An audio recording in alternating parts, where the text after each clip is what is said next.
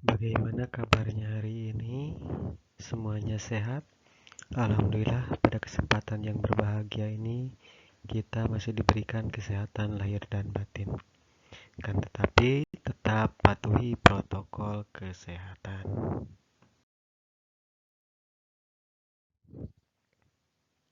Sebelum kita memulai kegiatan hari ini, marilah kita berdoa bersama terlebih dahulu dengan membaca surat Al-Fatihah. Berdoa dimulai. A'udzu billahi minasy syaithanir rajim. Bismillahirrahmanirrahim. Alhamdulillahi rabbil alamin. Ar-Rahmanir-Rahim. Maliki yaumiddin. Iyyaka na'budu wa iyyaka nasta'in. Ihdinas siratal mustaqim. Siratal ladzina an'amta 'alaihim ghairil maghdubi 'alaihim waladdallin. Berdoa selesai.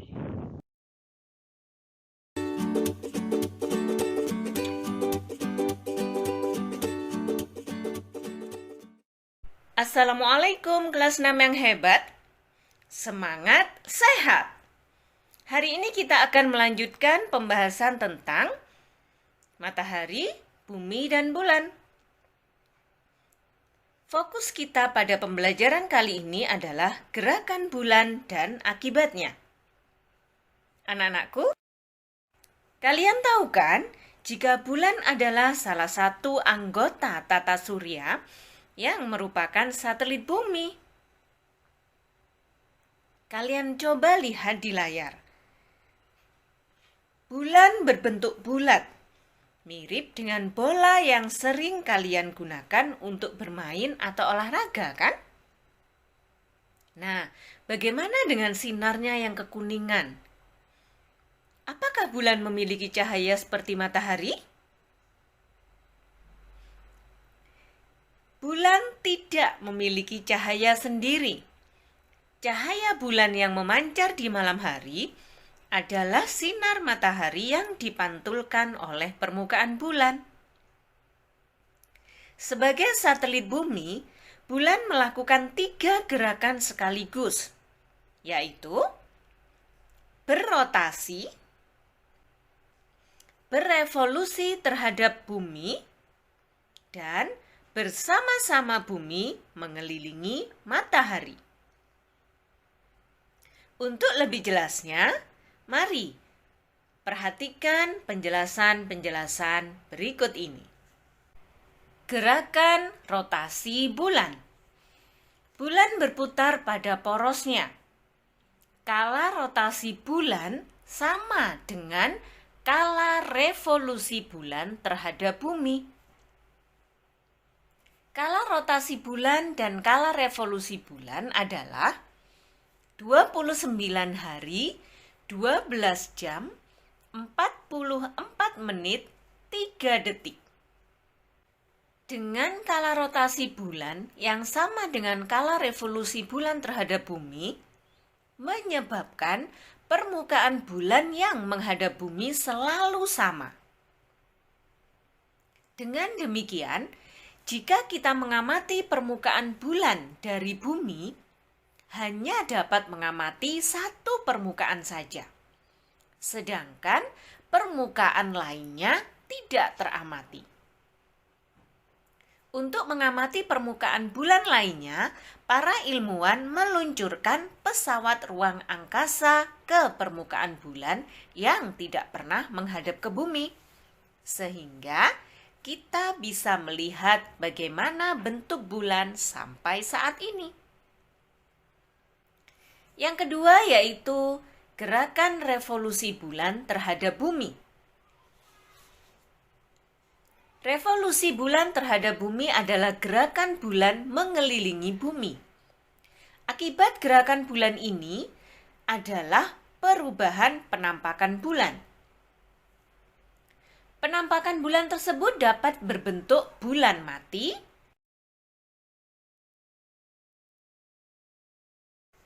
bulan sabit, bulan separuh, bulan bungkuk, dan bulan purnama. Sebenarnya perubahan penampakan bulan karena luas permukaan bulan yang terlihat dari bumi berubah-ubah sesuai kedudukan bulan terhadap matahari dan bumi. Secara garis besar penampakan bulan dilihat dari bumi dibagi menjadi 4 bagian, yaitu 1. Bulan baru atau bulan mati. Pada saat terjadi bulan baru, posisi bulan berada di antara matahari dan bumi, sehingga permukaan bulan yang gelap atau tidak terkena sinar matahari menghadap ke bumi. Oleh karena itu, bulan tidak terlihat dari bumi. Yang kedua, kuartir pertama. Dari posisi bulan muda atau bulan mati, bulan beredar ke arah posisi kuartir pertama, begitu meninggalkan posisi bulan muda. Bulan sudah terlihat seperti bentuk sabit. Bulan sabit terus makin besar sampai membentuk setengah lingkaran. Pada saat ini, bulan berada di kuartir pertama. Yang ketiga, kuartir kedua atau bulan purnama. Pada posisi ini, bumi berada di antara bulan dan matahari. Seluruh permukaan bulan yang terang atau terkena sinar matahari menghadap ke bumi. Oleh karena itu, bulan terlihat lingkaran penuh dari bumi disebut bulan purnama. Yang keempat yaitu kuartir ketiga. Dari posisi bulan purnama, bulan beredar ke arah kuartir ketiga begitu meninggalkan posisi bulan purnama. Bulan sudah mulai mengecil menjadi bulan sabit, penampakan bulan terus mengecil sampai terlihat sampai posisi pada kuartil pertama dari kuartir ketiga. Dari kuartir ketiga, beredar kembali ke bulan baru atau bulan mati. Revolusi bulan dan rotasi bulan mengakibatkan terjadinya pasang naik dan pasang surut.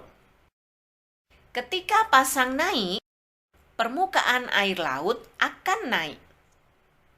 Sebaliknya, jika pasang surut, permukaan air laut akan turun. Pada saat bulan berevolusi terhadap bumi, air laut di bagian bumi yang menghadap bulan akan tertarik gravitasi bulan sehingga terjadi pasang naik. Sebaliknya, air laut di bagian bumi yang tidak menghadap bulan akan pasang surut. Yang ketiga yaitu gerakan revolusi bulan terhadap matahari. Bulan sebagai satelit bumi selalu mengikuti pergerakan bumi ketika bumi berevolusi terhadap matahari. Maka, bulan pun berevolusi terhadap matahari. Dalam setahun, bulan mengelilingi matahari sebanyak 1 kali dan mengelilingi bumi sebanyak 12 kali. Oleh karena itu, dalam setahun ada 12 bulan. Bumi dan bulan adalah benda langit yang tidak memiliki cahaya sendiri. Jika bulan atau bumi terkena cahaya matahari, maka pada bagian belakang bulan atau bumi akan terbentuk bayangan. Karena ukuran matahari jauh lebih besar daripada ukuran bulan atau bumi, maka terbentuk dua macam bayangan berbentuk kerucut, yaitu umbra dan panumbra. Umbra atau bayangan inti adalah bayangan di bagian tengah yang sangat gelap. Panumbra atau bayangan semu adalah bayangan samar-samar di sekeliling umbra. Jika dalam peredarannya bumi memasuki bayangan bulan atau bulan memasuki bayangan bumi, maka akan terjadi gerhana. Ada dua macam gerhana, yaitu gerhana bulan dan gerhana matahari. Gerhana bulan terjadi pada saat bulan purnama. Gerhana bulan terjadi jika bumi berada di antara matahari dan bulan. Serta matahari, bumi, dan bulan berada pada satu garis lurus. Sehingga bulan memasuki bayang-bayang bumi atau cahaya matahari ke arah bulan terhalang oleh bumi. Gerhana bulan terjadi ketika bulan berada di panumbra dan umbra yang berlangsung selama kurang lebih 6 jam. Ketika bulan berada di panumbra disebut gerhana bulan penumbra. Ketika bulan sebagian berada di penumbra dan sebagian lagi berada di umbra disebut gerhana bulan sebagian. Sedangkan ketika bulan berada di umbra disebut gerhana bulan total. Gerhana bulan total berlangsung selama kurang lebih 1 jam 40 menit. Gerhana matahari. Gerhana matahari terjadi pada saat bulan baru. Pada saat gerhana matahari, bulan di antara matahari dan bumi. Serta matahari, bulan, dan bumi berada pada satu garis lurus. Sehingga bumi memasuki bayang-bayang bulan atau cahaya matahari ke bumi terhalang oleh bulan. Gerhana matahari dibedakan atas gerhana matahari sebagian, gerhana matahari total, dan gerhana matahari cincin. Gerhana matahari total adalah gerhana matahari yang diamati dari daerah umbra. Gerhana matahari total berlangsung selama kurang lebih 6 menit saja.